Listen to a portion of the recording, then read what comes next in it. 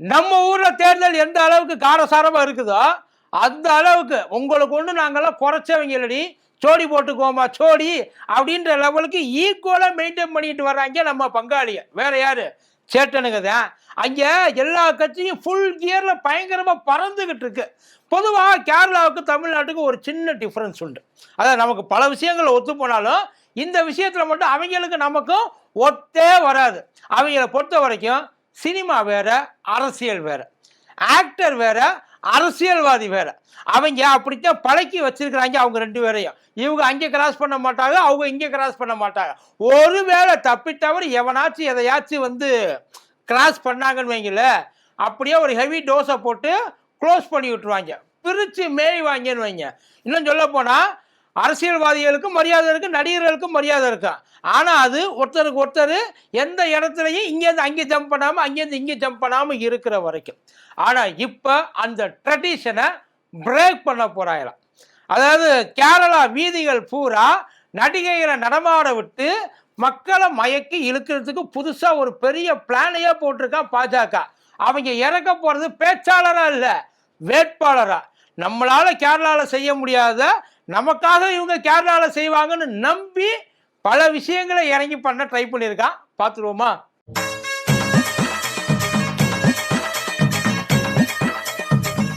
டயா booster சுகரை control பண்ணும், உங்க ஆரோக்கியத்தை மீட்டு தரும். சர்க்கரையை கட்டுப்படுத்துறதுக்கான எளிமையான வழிமுறை, இயற்கையான வழிமுறை. அனைத்து மருந்து கடைகளிலும் கிடைக்கும். மதியம் வணக்கம். இது மதியம் தர்பார் கோபி.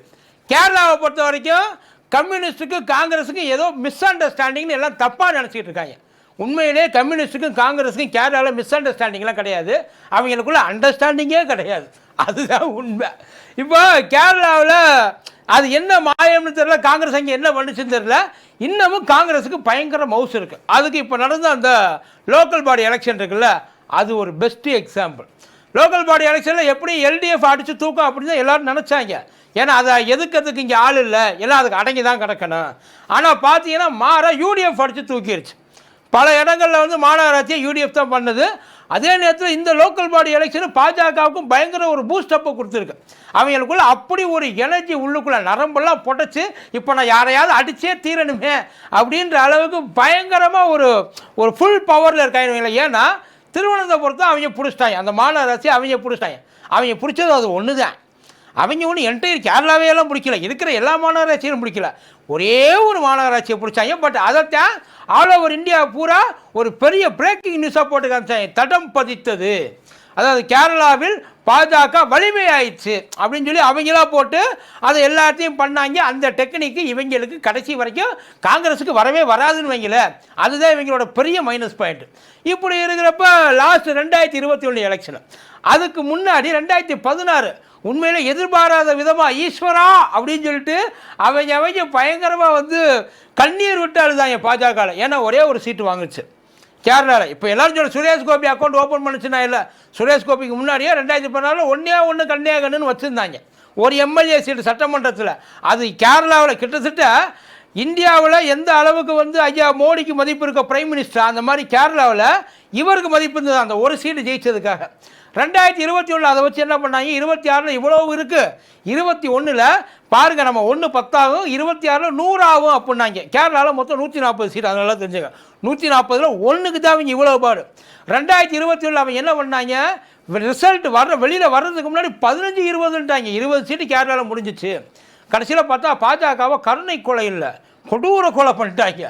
அந்த ஒன்றையும் பிடிக்கிட்டாங்கன்னு வைங்க. 2021 உனக்கு ஒன்றுமே இல்லை, இருக்கிற ஒன்றை வச்சு தானே இந்த ஆட்டை அண்ணன் ஓடி போயிருன்னு சொல்லி அதையும் பிடிங்கி விட்டு அனுப்பிச்சி விட்டாங்க. அதுக்கப்புறம் தான் இந்த இதுக்காக பயங்கரம் இந்த மாநகராட்சி எலெக்ஷன், உள்ளாட்சி எலெக்ஷன். ஏன்னா எப்பயுமே அதில் இருக்கிறது இங்கே வெளியில் ரிஃப்ளெக்ட் ஆகும், அது எல்லாருக்குமே நல்லா தெரியும். இப்போ நடக்க போகிற 5 எலெக்ஷனில் உண்மையிலேயே பாஜகவுக்கு ஆறுதலாக இருக்கிறது ஒரே ஒரு இடம் என்ன தெரியுமா, அஸ்ஸாம் மட்டும்தான். அதுவும் முழு ஆறுதலாலாம் கிடையாது, பாதி ஆறுதலாக இருக்குது. மற்ற எல்லா இடத்துலையுமே பாண்டிச்சேரி ஆகட்டும், தமிழ்நாடு ஆகட்டும், கேரளா ஆகட்டும், மேற்கு வங்கம் ஆகட்டும், எல்லா இடத்துலையும் குத்துயிரும் கொலையுரிமாக தான் இருக்குது. அது பொழைச்சி வருமா இல்லை ஒரு வழியாக புதைச்சி விட்டு முடிச்சு விட்டுருவாங்களான்றதெல்லாம் எலெக்ஷன் நடந்ததுக்கு அப்புறம் தான் தெரியும். இப்போ இங்கே பாஜக இங்கே கேரளான்னு எடுத்திங்கன்னா மொத்தம் 3, எல்டிஎஃப், யூடிஎஃப், அதுக்கப்புறம் என்டிஏ. இந்த என்டிஏ வழக்கம் போல் வந்து எப்பயும் வந்து ஒரு பார்வையாளர் தான் வைங்களா. ஆனால் இந்த முறை பயங்கர தெம்பாக இருக்காங்க. ஏன்னா இப்போ எப்படி நம்ம தமிழ்நாட்டில் அதிமுக திமுகவோ அந்த மாதிரி அங்கே எல்டிஎஃப் யூடிஎஃப் இவங்க இல்லைன்னா அவங்க இல்லைன்னா இவங்க. இப்போ அவங்களுக்கு நல்லாவே தெரியும் நம்மளால் ஆட்சியெல்லாம் பிடிக்க முடியாதுன்ட்டு. அவங்களால ஒரு 5 சீட்டு பிடிக்க முடிஞ்சாலே பெரிய விஷயம். ஆனால் அவங்களுக்கு இப்போ என்ன நினைப்புனா கூட இன்னொரு ஆள் இறங்கியிருக்கு. அதாவது இது இப்போ ஒரு அதானி ஒரு பேச்சுக்கு சொல்கிற ஒரு பொலிட்டிக்கல் பார்ட்டி ஆரம்பித்தா எப்படி இருக்கும். அதானி அந்த பொலிட்டிக்கல் பார்ட்டி ஆரம்பித்து அதுக்கு ஃபண்டிங் பண்ணி அதை கார்ப்பரேட் முறையில் எக்ஸ்பேண்ட் பண்ணி பாஜகவோட கூட்டணி வச்சா அப்படி இருக்கு. இப்போ அதுதான் கேரளாவில் நடக்குது. 2020 நான் கிரிக்கெட் மேட்ச்சை சொல்லலை, இது வந்து ஒரு பொலிட்டிக்கல் பார்ட்டியோட நேம். இந்த பொலிட்டிக்கல் பார்ட்டி கிட்டத்தட்ட 10 வருஷமாக கேரளாவில் ரொம்ப ஆக்டிவாக இருக்குது. பட் ஆனால் அது வந்து ஒரு ரீஜனல் பிளேயராக மட்டும்தான் இருந்துச்சு. அதாவது ஒரு மாவட்டத்துக்குள்ளே ஒரு பஞ்சாயத்து போர்டு அந்த எலெக்ஷனில் மட்டும்தான் இருந்துச்சு. அவங்க இப்போ எக்ஸ்பேண்ட் பண்ணி கொண்டு லாஸ்ட் டைமே வந்து போட்டியெல்லாம் போட்டிருக்காங்க. இப்போ அஃபீஷியலாக இறங்கி கிட்டத்தட்ட 20 கான்ஸ்டியூன்சியில் போட்டு போகிறாங்க பாஜகவோட கூட்டணி வச்சு. இந்த 2020 பார்ட்டி யார் வந்து வச்சுருக்கா அப்படின்னா உண்மையில வச்சுருக்காங்க தான் அவங்களோட பேபி கிட்டக்ஸ் குழந்தைங்களுக்கு வந்து துணி இருக்கு இல்லையா, வேர்ல்டுலேயே பெரிய ஆளுப்பா அவங்க. நான் விரல் விட்டு எண்ணக்கூடிய ஆட்களில் அந்த இந்த தொழிலதிபர்கள் அவரும் ஒருத்தர். இந்த இண்டஸ்ட்ரியை பொறுத்த வரைக்கும் வேர்ல்டு லெவலில் அவங்க ஒரு கம்பெனியை அந்த ஒரு பொலிட்டிக்கல் பார்ட்டியை ஆரம்பிச்சிருக்காங்க அவங்களோட இதுவாக. அதுக்கு பேர் தான் 2020 அப்படின்னு சொல்லிட்டு பேர். ஜேக்கப்னு சொல்லிட்டு அவர் தான் அந்த நிறுவனத்தோட தலைவர், அவர் தான் இந்த பார்ட்டியோட தலைவரும் கூட. அவர் இதை வந்து நார்மலாக ஒரு பொலிட்டிக்கல் பார்ட்டி எப்படி பண்ணுவாங்க அந்த மாதிரிலாம் அவர் பண்ணலை. ஒரு கார்ப்பரேட் ஸ்ட்ரக்சரில் ரூட்டு வரைக்கும் வந்து பிராண்டிங் பண்ணி மார்க்கெட்டிங் பண்ணி அதை எப்படி ஸ்டெபிலைஸ் பண்ணுறதுன்றதை கற்று வச்சுருக்காங்க. அவங்க நல்லா தெரிஞ்சவங்க, பெரிய அளவுக்கு வந்து பொலிட்டிக்கலில் எக்ஸ்பீரியன்ஸ்லாம் கிடையாது. அவங்க முதல்ல ஆரம்பிக்கிறப்ப அரவிந்த் கெஜ்ரிவாலும் சேர்ந்து ஆரம்பித்தது. இன்னும் சொல்ல போனால் இந்த பார்ட்டியை இன்ட்ரடியூஸ் பண்ணது அரவிந்த் கெஜ்ரிவால் தான். அவர் பாருங்கள் எதுக்காக இங்கே பண்ணார்னா இந்த மோட்டிவ் இதெல்லாம் வந்து அவருக்கு ரொம்ப பிடிச்சிருந்துருக்கு. அதனால ஆரம்பத்தில் இங்கே வந்தார். பாஜகவை பயங்கரமாக எதிர்த்தாங்க லோக்கலாக, வெளியில் தெரியாது. ஆனால் இப்போ அவங்க கட்டி பிடிச்சிக்கிட்டாங்க. நீ இப்போ தான் என் கண்ணை திறந்துட்ட.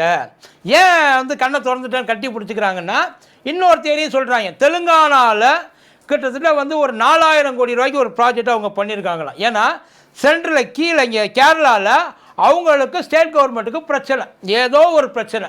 நிறைய இன்ஸ்பெக்ஷன்லாம் உள்ளே போய் ஆர்டிஃபிஷியல்லாம் உள்ளே போய் அவங்கள எந்த அளவுக்கு த்ரெட்டன் பண்ணணுமோ அந்த அளவுக்கு த்ரெட்டன் பண்ணிட்டாங்க. ஏன் அதை பண்ணாங்கன்றது தெரியலை.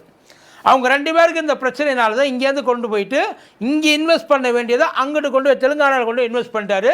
உன்னோட இன்வெஸ்ட்மெண்ட்டுக்கு முழுக்க நாங்கள் பொறுப்பு. 10ஆவதுக்கு ஐயாவோட இப்போ இந்த ஃபாரின் பாலிசியில் ட்ரேடில் எந்த அளவுக்கு அடி வாங்குச்சுன்றது தெரியுமில்ல. பட் அதுக்கெல்லாம் காம்பன்சேட் பண்ணுறதுக்காகத்தான் உன்னையை நான் பார்த்துக்கிறேன், நீ என்னையை பார்த்துக்க, அவ்வளோதான். நீ எங்கே போனாலும் இந்தியாவுக்குள்ள உன்னையை நான் பார்த்துக்கிறேன். ஆனால் கேரளாவில் என்னையை பார்த்துக்க வேண்டியது ஓம் பொறுப்பு. உன்னையை நம்பி தான் நான் இருக்கிறேன். கிட்டத்தட்ட அங்கே கொடுத்தேன். உங்களுக்கு பெரிய வித்தியாசம்லாம் கிடையாது.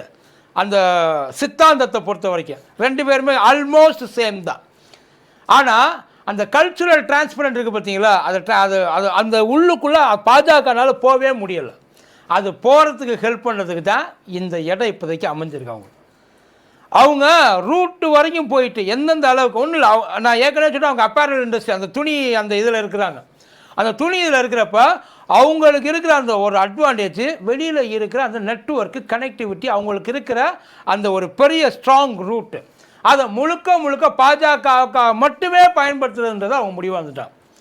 ஒன்றும் இல்லை, எர்ணாகுளத்தில் மட்டுமே அவங்க 9 சீட்டு 8 சீட்டு தான் கேட்டால் 9 சீட்டு சேர்த்து இறக்கி அடித்து பிடிச்சி எல்லாத்தையும் அந்த டீலிங் பேசுகிறதெல்லாம் இந்த பரஸ்பர ஒப்பந்தம் நாடு விட்டு நாடு பண்ணுவாங்க இல்லை, அந்த ரேஞ்சுக்கு தான் வேறு லெவலில் வந்து அதை ஹேண்டில் பண்ணிகிட்ருக்காங்க.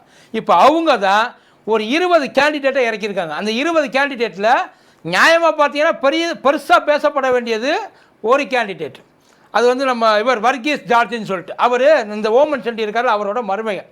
அவரை தான் நிறைய பேசியிருக்கணும். ஆனால் அதை தாண்டி ஓவர்டேக் பண்ணி நான் சொன்ன அந்த கார்ப்பரேட் ஸ்ட்ரக்சர் அவங்க இப்போ இறக்கியிருக்கிறது ஒரு 4 இன்ஃப்ளூயன்சஸை இறக்கியிருக்காங்க. அது எம்எல்ஏ கேண்டிடேட்டாக வந்து 4 இன்ஃப்ளூயன்ஸ். வீணா நாயர், அதுக்கப்புறம் வந்து இவங்க ப்ரோமி குரியோகோஸ், அப்புறம் வாணி நாயர், அப்புறம் வந்து லக்ஷ்மி பிரியா அப்படின்னு சொல்லிட்டு இதில் 3 பேர் ஆக்டர். இதில் இந்த வாணி நாயர் மட்டும்தான் நினைக்கிறேன். அவங்களுக்கு மட்டும் பயங்கரமான பாலிட்டிக்ஸ் இன்ட்ரெஸ்ட்டு அப்போலேருந்து காலேஜ் படிக்கிறப்பையே கம்யூனிஸ்டில் சேர்ந்து நிறைய இடங்கள்லாம் பண்ணியிருக்காங்க. அவங்க நிறைய பிரேக் த்ரூலாம் பண்ணியிருக்காங்க. இந்த 4 பேருமே சொசைட்டியில் ரொம்ப நல்ல பேரோடு இருக்கிறவங்க.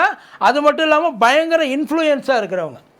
அவங்கள இறக்கி விட்டு இந்த முறை இவங்களை எப்போயுமே கேரளா பாலிட்டிக்ஸுக்கும் சினிமாவுக்கும் செட்டே ஆகாது. இன்னும் சொல்லப்போனால் நடிகர்கள் இறங்கி பிரச்சாரத்துக்கு கூட போக மாட்டாங்க. ஆனால் நடிகர்கள் நிறைய பாலிடிக்ஸுக்கு வர்றதை உண்மையிலே இப்போ கேரளா மக்களும் விரும்ப ஆரம்பிச்சிட்டாங்களோ. ஏன்னா இந்த அட்ராக்ஷன் அவங்க நினச்சி பாருங்கள், அவங்க இறங்கி ரோட்டில் நின்று ஒவ்வொருத்தரையும் போய் கையை கொடுத்து ஃபோட்டோ எடுத்துக்கிட்டு ஓட்டு போடுங்க.